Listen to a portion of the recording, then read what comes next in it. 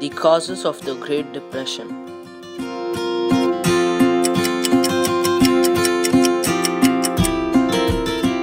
The American economy of the 1920s was not as strong as it appeared to be.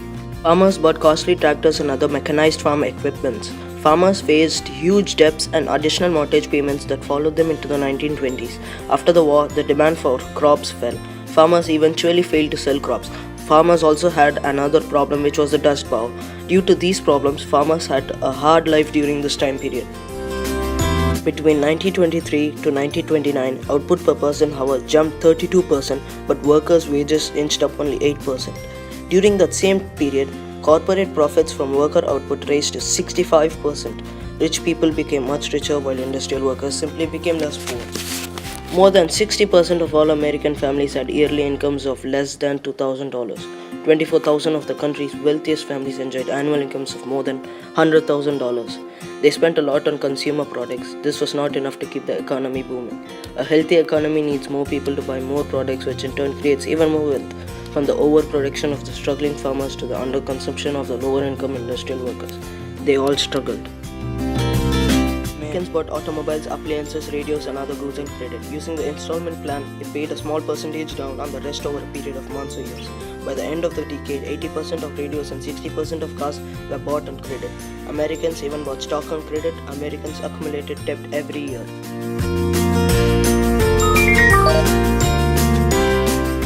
Black Tuesday. On October 29 came the Black Tuesday. More than 16 million shares were sold as the stock market collapsed in the Great Crash. Billions of dollars were lost. Whole fortunes were wiped out in hours. It was the kickoff of the Great Depression. Why? Investors traded 16 million shares in a single day. They could not keep up with the pace of the falling stock prices. In 1929, 641 commercial banks failed. A year later, 1,350 failed. And a year after that, 1,700 went under. By 1932, many Americans believed that no banks would be left standing. There was too little money in circulation to help the economy after the stock market crash. When bad stock prices sent investors to the banks to secure whatever hard money they had left, the banks were cleaned out of currency and forced to close. The collapse of the stock prices combined with reduced consumer spending spelled trouble for the American businesses. Business leaders believed that the survival of the companies depended on the production cutbacks. While their stocks were still falling, companies began closing plants and forcing workers onto the growing list of the unemployed. In August 1931, Henry Ford closed several of his Detroit automobile factories, putting nearly 75,000 people out of work. By 1933, nearly 25% of all American workers had lost their jobs. Tariffs. The government moved to protect American products from foreign competition. In June 1930, Congress passed the Hawley-Smoot Tariff, which raised prices on foreign imports to such a level that they could not compete in the American market. The tariff inspired European countries to retaliate and enact protective tariffs on their own.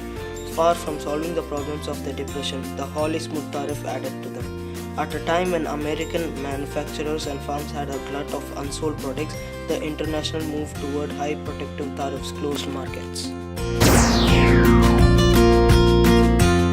The Great Depression hit the rural life. Farmers couldn't sell crops because of overproduction and none could buy the crops. Also, the Dust Bowl left drought everywhere and made the land unfarmable. Basically, it ruined it and made life unbearable, which is why many people moved to the cities.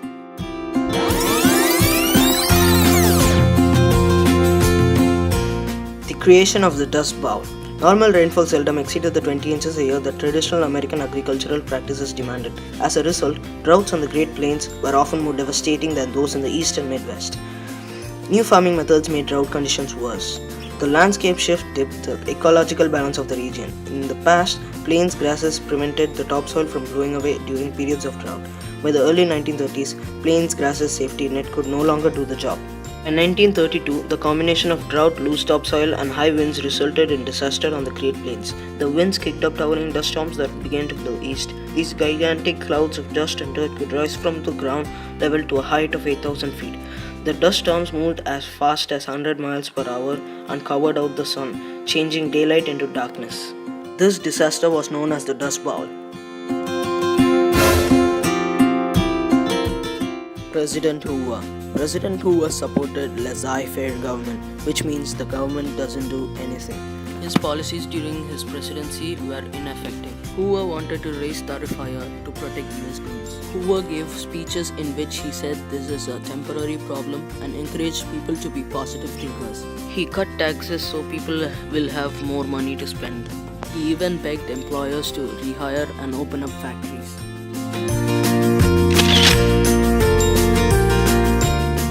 During his first 100 days in office, Roosevelt proposed and Congress passed 15 bills.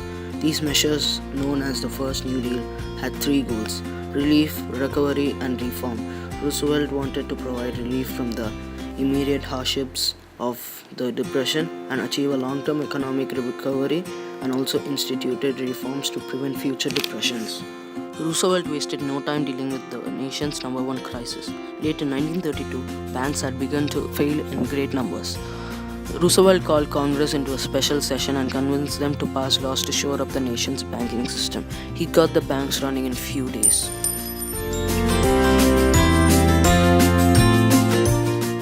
One of the criticisms was that the government had too much power and it was the end of democracy. Another criticism was that these deals were not enough to get rid of the depression, so they needed more deals. There was a plan which said $200 per month for those who are over 60 years of age. This would prevent the spending of money and it will put the control of credit in the hands of the people. This will prevent economic chaos. Before FDR proposed the policies of the New Deal, it was the general practice that the Federation government stay out of business. The laissez-faire applied for them. Government didn't really have regulations on businesses or banks, and they sort of made their own rules. When the stock market crashed, it was clear that they couldn't rebuild without some kind of help. Hoover just didn't know what he could do that would really make a difference. He didn't consider the government having such a major role in the revitalization of the economy because that just wasn't done. We feared that the government would have too much power if it interfered with free trade, etc. FDR's New Deal was risky, but it seemed to have had a lasting effect. Though many of its programs didn't work, the large number of them made it seem more effective. So as a result, it gave more power to the federal government.